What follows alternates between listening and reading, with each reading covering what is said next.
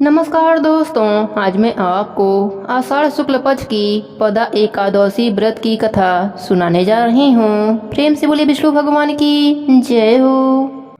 युधिष्ठिर ने कहा, हे भगवंत, आषाढ़ मास के शुक्ल पक्ष की एकादशी का क्या नाम और क्या महत्व है? उस दिन किस देवता की पूजा किस विधि से करनी चाहिए, कृपया यह बतलाइए। श्री कृष्ण जी ने कहा, इसके विषय में भी एक आख्यान प्रसिद्ध है जिसको नारद जी ने अपने पिता ब्रह्मा जी से जाना था। ब्रह्मा जी ने कहा, हे पुत्र, तुमने उचित प्रश्न किया है, क्योंकि एकादशी से उत्तम कोई दूसरा व्रत नहीं है। पापों से मुक्ति पाने के लिए यह व्रत अत्यंत ही उत्तम है। जो मनुष्य इस व्रत को नहीं करते वे अवश्य ही नरक के भोग के अधिकारी होते हैं। अब आषाढ़ मास के शुक्ल पक्ष की एकादशी का महात्म्य ध्यान पूर्वक सुनो। इस व्रत को किस प्रकार से करना चाहिए? आषाढ़ मास के शुक्ल पक्ष की एकादशी का नाम पदा है। इस व्रत के करने से भगवान अत्यंत ही प्रसन्न होते हैं। यह कथा पौराणिक है, जिसके सुनने और कहने से घोर पाप भी छूट जाते हैं। सूर्य वंश में एक चक्रवर्ती, सत्यवादी और अत्यंत ही प्रभावशाली मानधाता नामक राजा उत्पन्न हुआ था। वह अपनी प्रजा का पालन पुत्र के सदृश करता था। उसने बहुत दिन तक राज्य किया।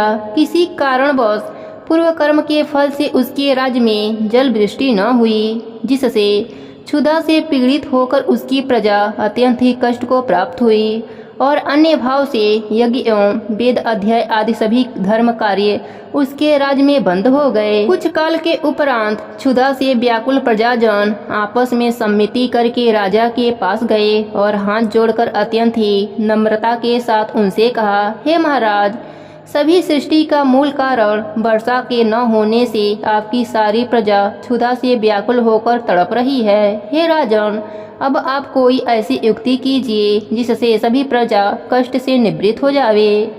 इस प्रकार प्रजा के दीन वचनों को सुनकर राजा ने कहा, आप सब लोग सत्य ही कह रहे हैं। अन्य उत्पन्न होने का मूल कारण वर्षा ही है, जिसके न होने पर ही आप लोगों को इस प्रकार कष्ट उठाना पड़ रहा है। यह दोष बिना राजा की त्रुटि के उत्पन्न नहीं होता, परंतु मैंने बहुत विचार कर देखा है कि मेरी किस त्रुटि के कारण आप लोगों को यह कष्ट सहना पड़ रहा है, परंतु मेरी समझ में कुछ भी त्रुटि समझ में नहीं आती। तब भी मैं इस कष्ट के निवारण करने के हेतु प्रयत्न करता हूँ। इस प्रकार प्रजा को समझाकर राजा ने प्रेम पूर्वक पूजन किया और कुछ मनुष्यों को साथ लेकर वन को चला गया और वहाँ पर राजा ब्रह्म ऋषियों के आश्रम में घूमने लगा। एक दिन घूमते घूमते ब्रह्मपुत्र एवं अत्यंत ही प्रतापी और तेजस्वी महर्षि अंगिरा के आश्रम पर जा पहुँचा। वहां पहुंचकर राजा अपने वाहन को त्याग कर उनके निकट गया और हाथ जोड़कर महर्षि को प्रणाम किया। महर्षि ने भी राजा को सशीत वाचन पूर्वक आशीर्वाद देकर उनका कुशल मंगल ज्ञात किया और आने का कारण पूछा।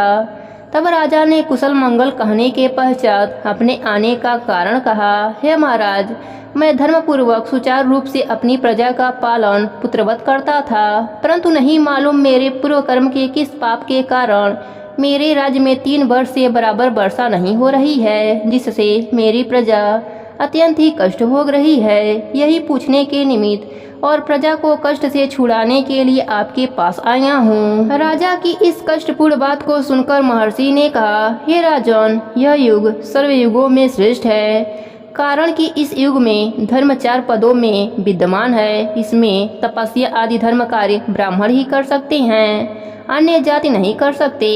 इस समय तुम्हारे राज्य में एक क्षुद्र घोर तपस्या में कटिबद्ध है। इसी दोष के कारण तुम्हारे राज्य में वर्षा नहीं हो रही है। अतः अपने राज्य और अपनी प्रजा के कल्याण के लिए उस शूद्र तपस्वी का वध कर दीजिए। राजा ने कहा, हे मुनि जी, इस प्रकार निरपराध शूद्र तपस्वी को भी मैं मारने में असमर्थ हूँ। अस्तु, आप और कोई दूसरी युक्ति बतलाइए जिससे मेरे राज्य का कष्ट मिट जावे। तब मुनि ने कहा, अगर यह बात है तो तुम आषाढ़ मास के शुक्ल पक्ष की पदा नामक एकादशी का व्रत करो। यह व्रत अत्यंत ही महात्मशाली है और इसके करने से तुम्हारे राज्य का सब कष्ट दूर हो जाएगा। इस व्रत को तुम अपनी सब प्रजा के साथ प्रेम पूर्वक करो।